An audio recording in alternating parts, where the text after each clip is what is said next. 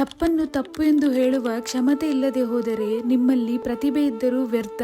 ಈ ಥಾಟ್ ಕೀರ್ತನ ಅವ್ರದ್ದು. Very good morning. ಇದು ವೆನ್ಸ್ಡೇ ಮಾರ್ನಿಂಗ್. ನಾನು ನಿಮ್ಮ ಪ್ರೀತಿಯ ಮೈಸೂರಿನ ಹುಡುಗಿ. ಬೆಳಗ್ಗೆ ಎದ್ದು ಸ್ನಾನ ಮಾಡಿ ಅಂಗಡಿಗೆ ಹೋಗಿ ಹಾಲು ತಗೊಂಡು ಬಂದು ಕಾಫಿ ಇಟ್ಕೊಂಡು, ಬಿಕಾಸ್ ಇವತ್ತು ತಿಂಡಿ ಮಾಡೋ ಜಂಜಾಟ ಇಲ್ಲ.